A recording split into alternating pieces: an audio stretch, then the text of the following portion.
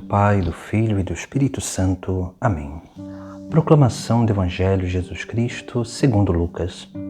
Naquele tempo, Jesus contou esta parábola para alguns que confiavam na sua própria justiça e desprezavam os outros.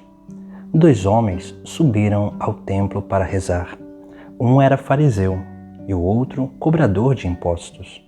O fariseu, de pé, rezava assim em seu íntimo: Ó Deus, eu te agradeço, porque não sou como os outros homens, ladrões, desonestos, adúlteros, nem como este cobrador de impostos. Eu jejuo 2 vezes por semana e dou o dízimo de toda a minha renda. O cobrador de imposto, porém, ficou à distância e nem se atrevia a levantar os olhos para o céu, mas batia no peito dizendo: Meu Deus, tem piedade de mim, que sou pecador. Eu vos digo, este último voltou para casa justificado e o outro não. Pois quem se eleva será humilhado e quem se humilha será elevado. Palavra da salvação. O Evangelho desse domingo, Jesus ele nos traz um ensinamento essencial sobre a humildade. A humildade que é a virtude por excelência de Cristo. Alguns autores vão dizer que a humildade é a mãe de todas as virtudes.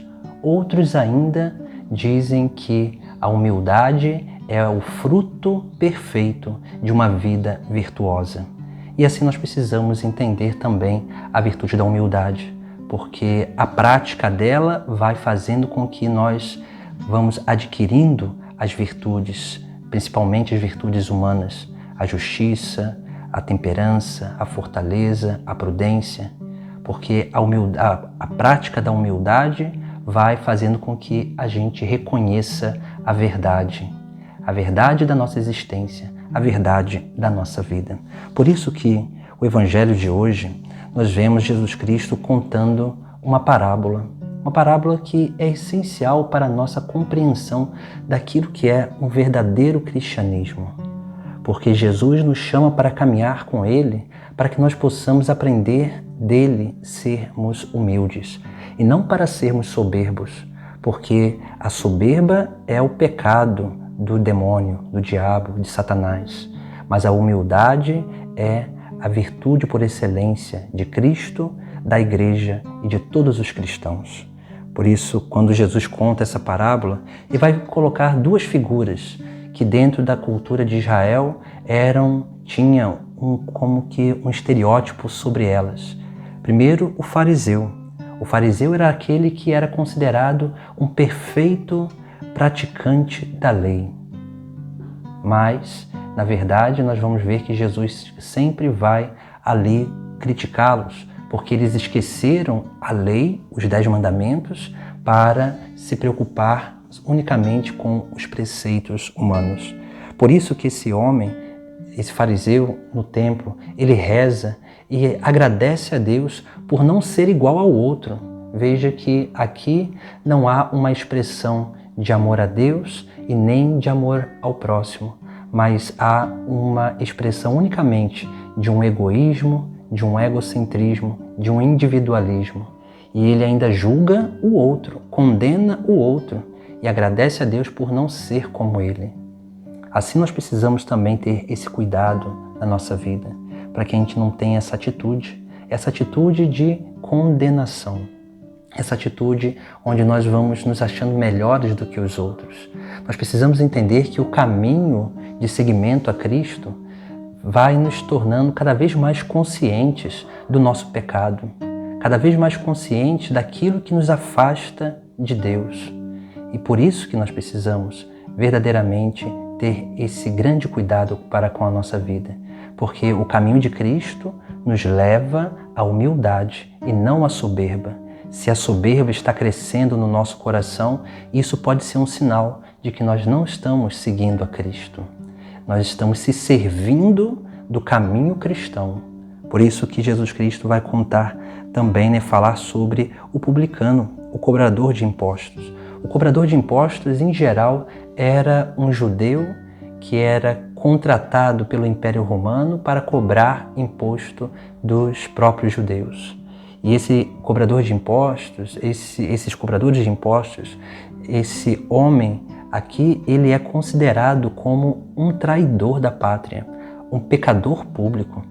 Por isso que esse homem, ele nem ousa olhar para o céu. E ele faz a sua oração pedindo misericórdia, piedade, porque ele se reconhecia pecador e assim ele batia no peito. Jesus, ele vai usar essas duas imagens para que nós possamos também olhar a nossa vida e nos perceber.